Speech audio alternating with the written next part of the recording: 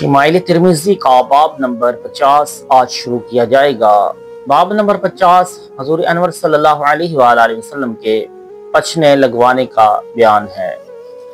حضرت حمید رضی اللہ تعالی عنہ نے کہا، حضرت انس بن مالک رضی اللہ تعالی عنہ سے پچھنے لگانے والے کی کمائی کے بارے میں دریافت کیا گیا تو انہوں نے بتایا رسول کریم صلی اللہ علیہ وآلہ وسلم نے پچھنے لگوائے۔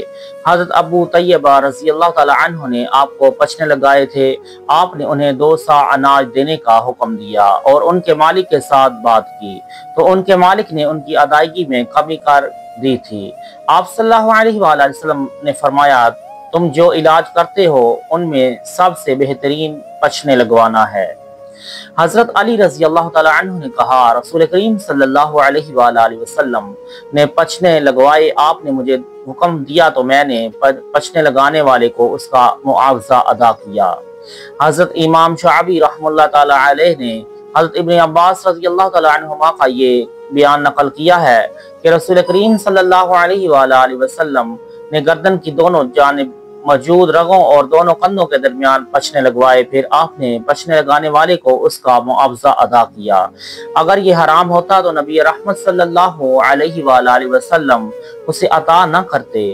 حضرت عبداللہ بن عمر رضی اللہ تعالی عنہما سے روایت ہے کہ رسول کریم صلی اللہ علیہ وآلہ وسلم نے پچھنے لگانے والے کو بلوایا، اس نے آپ کو پچھنے لگائے۔ آپ نے اس سے دریافت کیا، تم کتنا تاوان ادا کرتے ہو؟ اس نے جواب دیا، 3 صاع۔ تو آپ نے اس کا 1 صاع معاف کروا دیا اور اس کا معاوضہ بھی ادا کیا۔ حضرت انس بن مالک رضی اللہ تعالی عنہ نے کہا، حضور اقدس صلی اللہ علیہ وآلہ وسلم نے گردن کی دونوں جانب رگوں اور کندھوں پر پچھنے لگوائے۔ آپ صلی اللہ علیہ وآلہ وسلم نے 17 یا 19 یا 21 تاریخ کو پچھنے لگوائے تھے۔ حضرت انس بن مالک رضی اللہ تعالی عنہ نے کہا، رسول اللہ صلی اللہ علیہ وآلہ وسلم نے جب پچھنے لگوائے تو اس وقت آپ ملل مقام پر حالت احرام میں تھے، آپ نے پاؤں کی پشت پر پچھنے لگوائے۔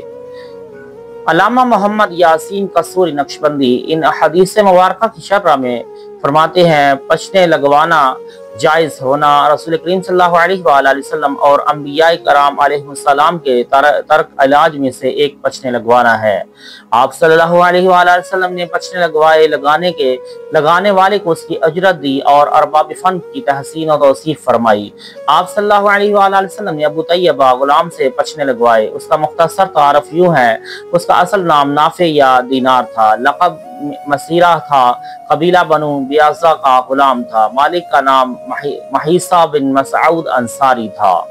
یہ غلام فصل لگانے میں مہارت تامہ رکھتا تھا۔ آپ صلی اللہ علیہ وآلہ وسلم نے کئی امور کے حوالہ سے اس پر شفقت فرمائی، اس کے فن کو قابل اعتماد قرار دیا، مالک سے سفارش کر کے جمع کرائی جانے والی یومیہ رقم میں کمی کرائی، اس کے فن کی تحسین فرمائی، اس کی اجرت پر وقت عطا فرمائی۔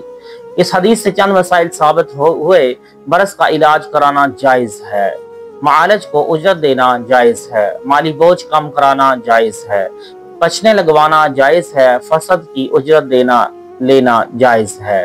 بعض روایات سے ثابت ہوتا ہے کہ فسد لگوانا ناجائز اور اس کی اجرت دینا بھی منع ہے، جبکہ پہلی احادیث باب سے اس کا جواز ثابت ہوتا ہے۔ ممانعت والی روایات منسوخ ہیں۔ ممانعت والی احادیث کراہت تنزیہی پر معمول ہے، اس بات والی احادیث مبارکہ بیان جواز پر محمول ہے۔ محدثین کرام نے حجامت اور فسد میں فرق کی وضاحت کی ہے۔ حجامت سنگی کے ذریعے خون نکالنے کو کہا جاتا ہے، فسد پچھنے سے خون نکالنے کو کہا جاتا ہے۔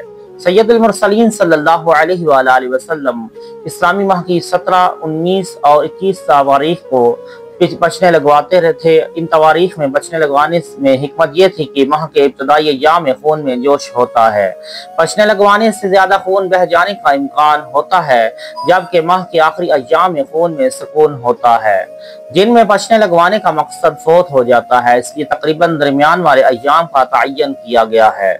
یاد رہے، اسلامی ماہ کی تواریخ کا اعتبار کیا جائے گا۔ سوال: پچھنے لگوانے کی تواریخ کا تعین تو سامنے آ گیا، مگر ایام کی وضاحت و تعین ضروری ہے۔ پر جواب: پچھنے کسی بھی دن لگوائے جا سکتے ہیں، مگر بہترین ایام یہ ہیں: جمعرات، پیر، मंगल ताहम जुम्मा, हफ्ता और इतवार के दिन फसद ना कराया जाए। इसी तरह बुध के दिन भी फसद ना करवाया जाए, क्योंकि इस दिन कोढ़ का मर्ज लाक होने का अंदेशा है। तवारीख की तायीन करने का बुनियादी मकसद ताक अदद को तरजीह देना है, जिसकी फजीलत रवायात में मज़कूर है। वल्लाहु तआला आलम।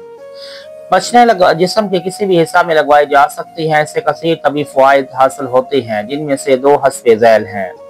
सार में फसद कराने से जिज़ाम, जनून, बरस, ज़्यादती नींद और दांतों की तकलीफ वगैरह अमराज से निजात हासिल होती है। फसद कराने से दर्द सर दूर होती है, आंखों से धुंध का खात्मा होता है और कुव्वत हाफिज़ा में इजाफा होता है वगैरह।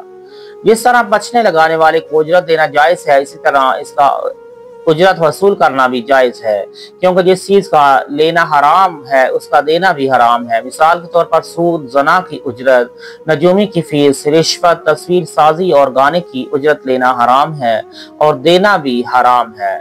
अपनी इज्जत और नामूस को बचाने के लिए, कैदी को कैद से छुड़ाने के लिए और अपनी हिज से किसी का मुंह बंद करने के लिए रिश्वत देना, जबकि उसके बगैर मसला हल न होता हो, देने वाले के लिए गुनाह नहीं है, मगर लेने वाले के लिए तब भी गुनाह और हराम है।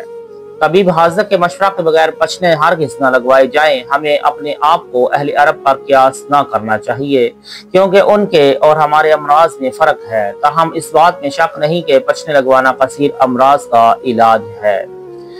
बचने लगवाने का बुनियादी मकसद इलाज है। ये जिस्म के किसी भी हिस्सा में लगवाए जा सकते हैं, मगर रसूल करीम सल्लल्लाहु अलैहि वसल्लम अमूमन अपने कंधों के दरमियान दोनों रगों में लगवाते थे और एक दफा हालत एहराम में अपने पाँव पर लगवाए थे, क्योंकि रगों का ताल्लुक पूरे जिस्म के खून के साथ होता है।